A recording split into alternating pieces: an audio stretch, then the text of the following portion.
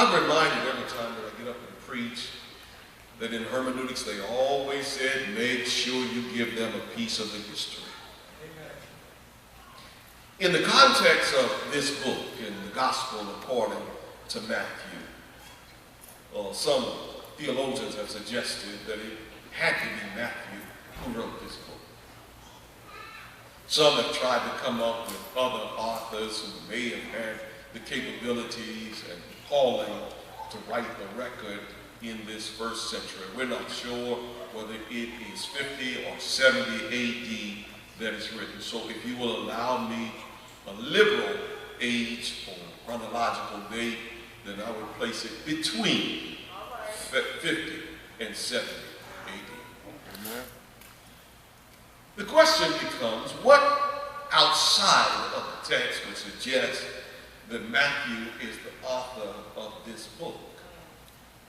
What particular thing seems to resonate that would suggest to us that he's the one who's attributed the writing of this book?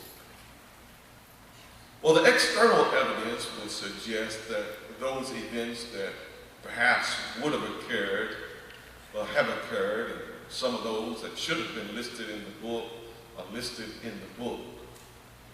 Internal evidence of the book would suggest that there's some things inside of the book that would suggest that there's no other way that anyone else could have written this book except Matthew. You know as well as I do, Matthew is that individual that Jesus was traveling along the side of the road and saw him collecting taxes. Now you know as well as I do, every good Jew couldn't stand a tax collector. Historically, they just wanted nothing to do with these folk called Levites or tax collectors of the first century. They disliked them because in many instances, some of those individuals who were collecting taxes had the tendency to charge more than the Roman government was required. And so they were skimming off the top, and they got a history of being individuals who took monies that did not belong to them. And so the Hebrews thought to themselves, we want nothing to do with tax collectors. Now, if that is true, the question becomes, why in the world would Jesus choose a tax collector to become someone who is a part of his circle? If that's true, the internal evidence found in the text would suggest that the author of this book has a great knowledge about numbers, money, and coins. It is a direct evidence that obviously, whoever the author is, he knows something about revenue. So the internal evidence in the book gives credence to the external evidence that would suggest that Matthew must be the individual who writes this book. So if we keep up with that line and think to ourselves, Matthew, the tax collector, Jesus calls to be the individual, to be one of his disciples, and then to record everything that happens. Excuse me, not everything, but many of the things that happens in Jesus' life throughout Palestine at that day. Chapter 8 pulls up and parks along the side of the life of the Hebrews and gives us a multitude of miracles that seems to be wrong. It's miracle after miracle in chapter 8. But somehow in the midst of chapter 8, in verse 18, Matthew sucks in something that just doesn't seem to line up. It doesn't make sense that after all these miracles, the walking, the calming of the storm, of the feeding individuals, the healing some, the multitudes showing up in the house of Peter and healing his mother-in-law in the midst of turbulent times, why would Matthew sock in here something that doesn't appear to be miraculous? There is always a tenor and tone in the text that would suggest that the author knows exactly what they're doing when they're trying to convey a message to people who are uncertain as to whether or not they want to hear it. Count the cost. Herein, the multitudes have watched Jesus. They've listened to him. They've previously been educated by him when they went to the seminary on the the side of the mountain and listen to him dialogue with them in reference to how they ought to live and how they ought to treat each other. And in the 18th verse, the scripture is emphatic when it suggests that the crowds followed him.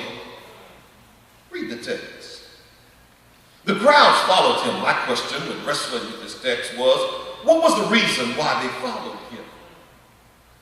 What was it that was so enamoring for these folk that they wanted to be in close proximity to Jesus, who that some have already decided to reject? They followed him.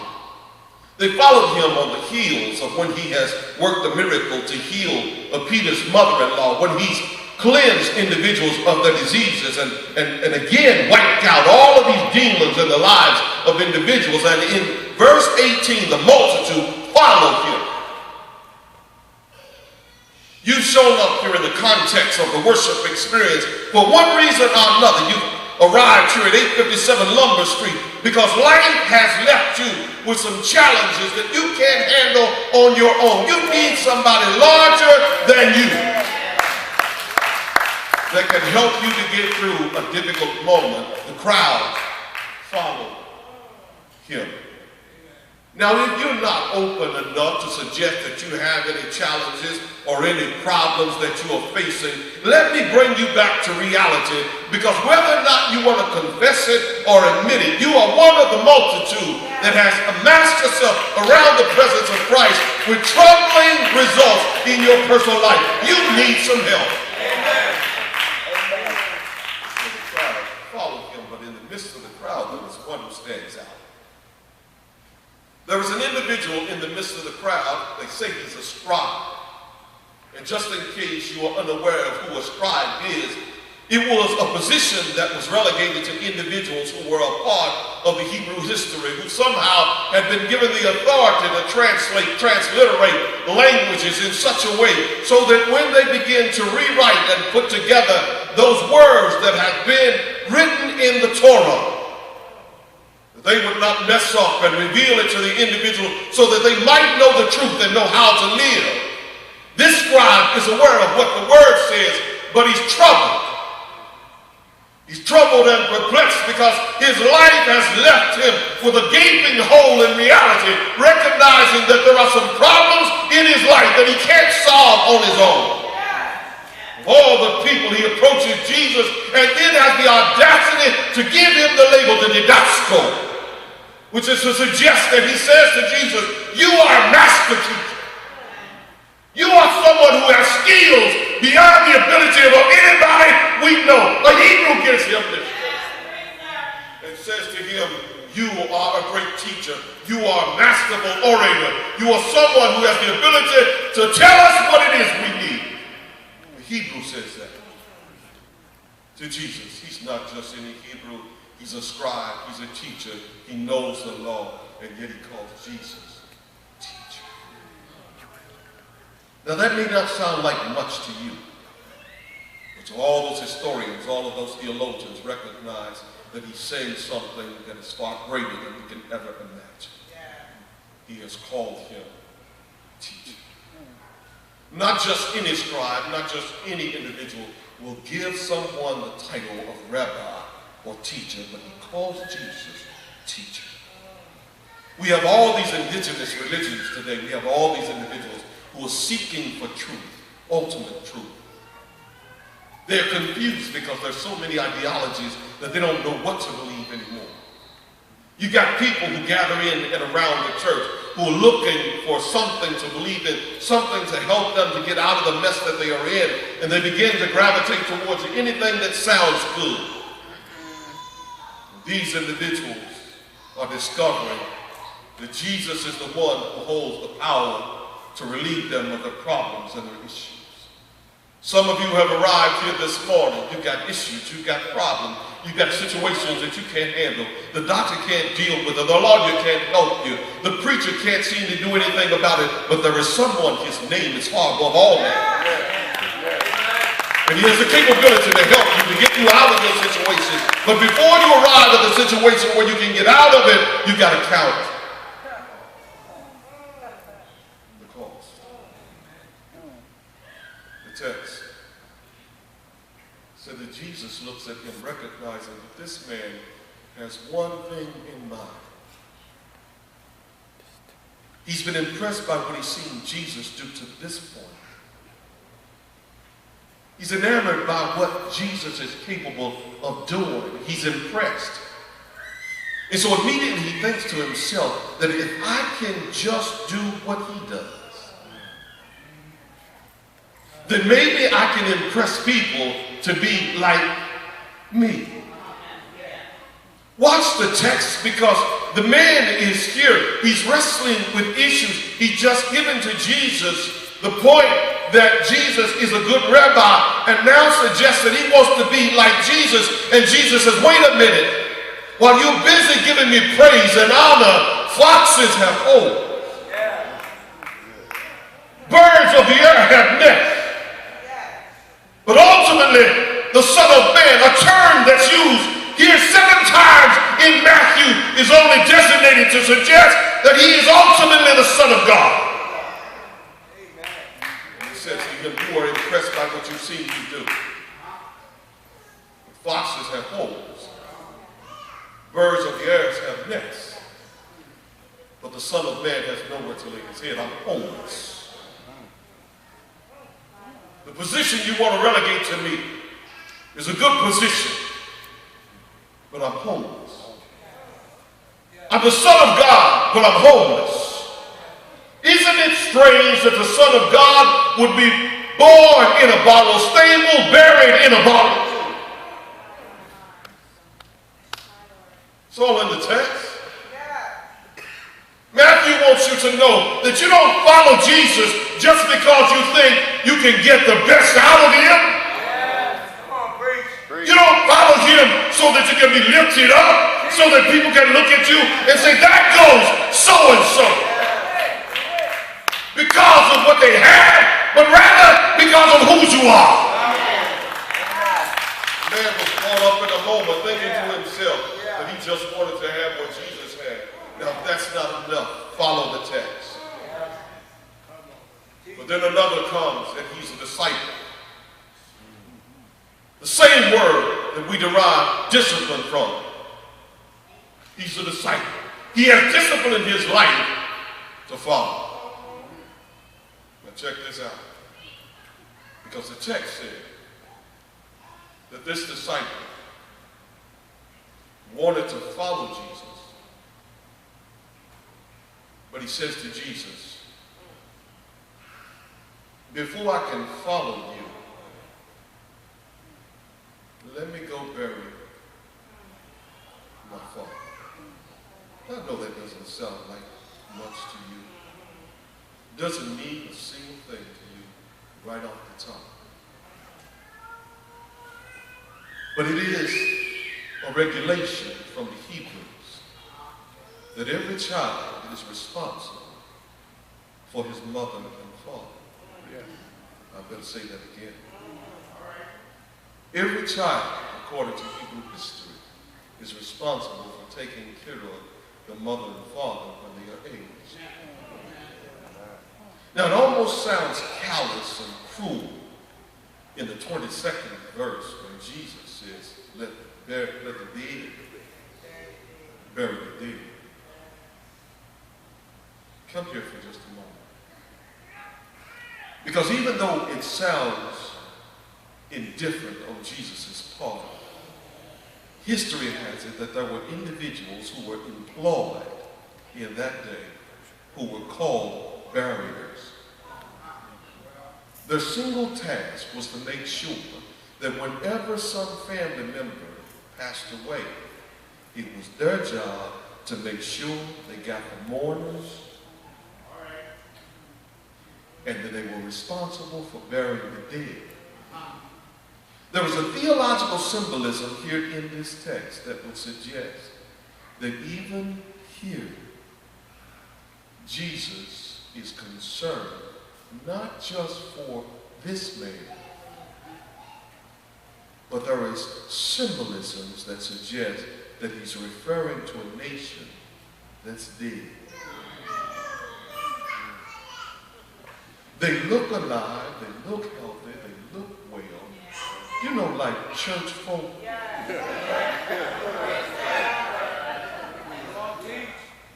They'll come in, they look healthy, they are dressed up, they smell good, but sin has left them dead.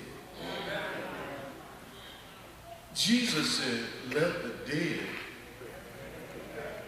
bury the dead.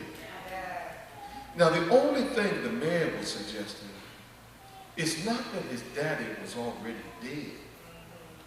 It wasn't that the daddy had been given so many days to live. The implication is that the boy wanted to follow, but not right now.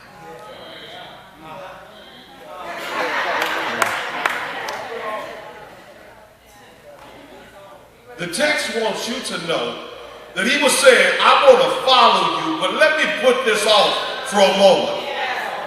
I'm responsible for taking care of my daddy when he does die. I want to make sure that I get everything that's coming to me when he does die. So I'm going to hang on just a little while.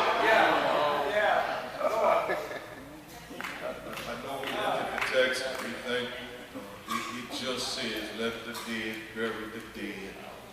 So you got one man on the one hand who's educated, who's a scribe, and he perceives that Jesus can be followed because of his notoriety.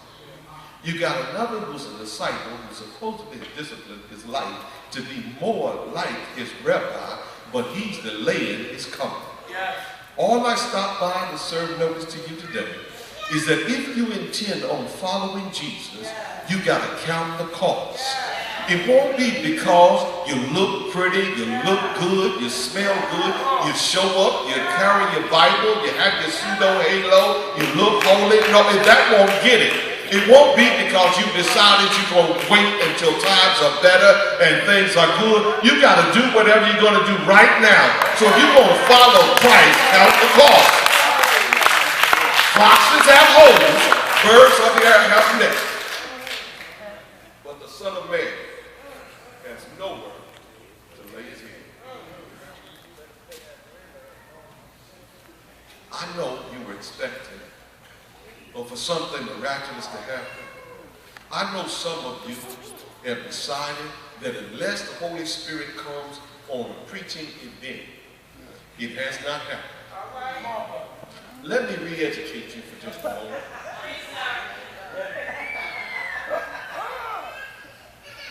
According to the book of Acts in chapter 2, there is this thing called the day of Pentecost.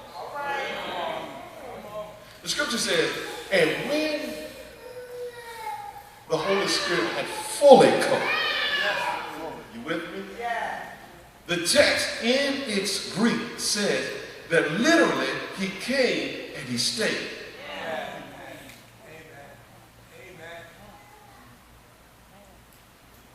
When you are suggesting that you are waiting for the Spirit to come,